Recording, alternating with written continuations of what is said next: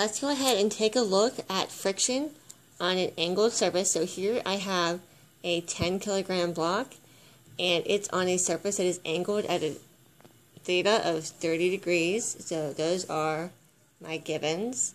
Now we're going to draw our free body diagram first. Now we know force of weight happens straight down. So I'm going to start by drawing my force of weight straight down. And I'm going to label that F sub W. Now, we cannot say that our normal force is going to be exactly opposite like we have in the past. Normal literally means that it is normal or perpendicular to the surface. So before we go any further, let's go ahead and I'm going to say that there, parallel to the surface, is my x-axis, and perpendicular to the surface is my y-axis. Now, my force of weight that we just drew in, that is neither on the x nor the y-axis. So what we're going to do is we're going to draw the components of it. So this is very similar to what we would have done when we were doing our velocities with projectiles. So this is my force of weight y.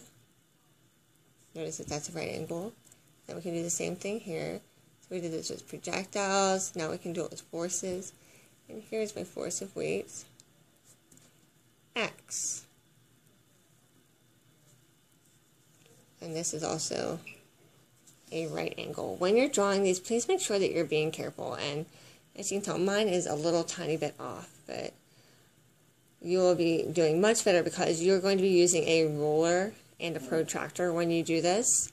Okay, so now we have our force of weight and force of weight x, and force of weight y. Now looking here, equal and opposite, I'm pushing down with my force of weight y.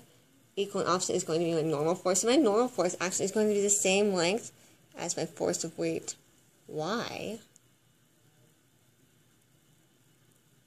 So that's F sub n.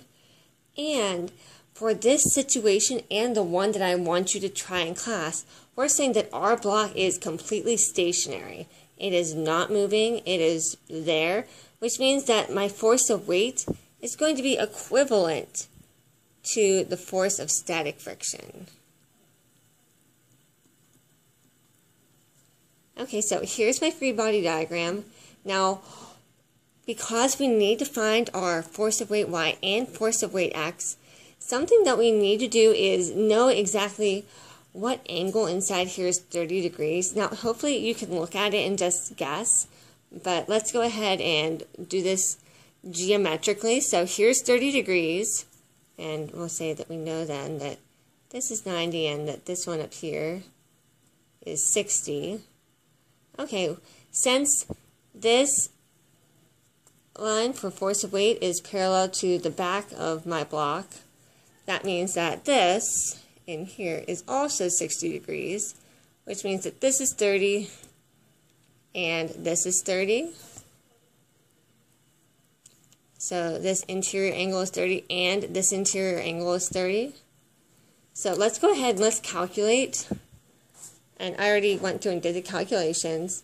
First, force of weight. This is what's happening straight down. My force of weight is going to be equal to mass times gravity. I said that this was a 10 kilogram block. Gravity here on Earth, negative 9.81 meters per second squared. The negative is just telling us that it's happening down. That gives us negative 98.1 newtons. Now, I want to find my force of weight x. Looking here, my 30 degrees is opposite, and I know the hypotenuse. That would be good for my sine function. Sine of theta equals force of weight x, that's an x there, over my force of weight. Rearranging for my force of weight x, force of weight times the sine of theta, putting those things together, negative 98.1 newtons times the sine of 30, which hopefully everyone remembers is 0.5, gives us negative 49.1. And then I can do the same exact thing for my force of weight y. Force of weight y, here is my 30 degrees. It is adjacent, so I can use my cosine. Cosine is force of weight y over force of weight. Inputting my numbers, that gives me negative 85 for my newtons. Now, let's think about this for a second. This is in complete equilibrium. It is not accelerating.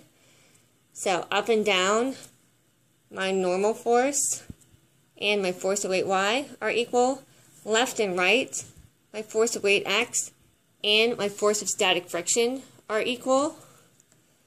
So let's say that I want to find what is this coefficient of friction between my 10 kilogram block and whatever surface this is. I can do that. Going to my force of friction equation, I now know my force of friction. It's going to be the same as my force of weight x. And I know my normal force. It's going to be the equivalent to my force of weight y. Going from there, rearranging from u, putting in my values, that gives me 0.578 for my coefficient of friction. What I would like you to do in class today, try doing the same thing again, and I'd like you to do a mass of 5 and an angle of 35 degrees. And we want it so that our block is completely stationary on the surface. I'll see you guys later.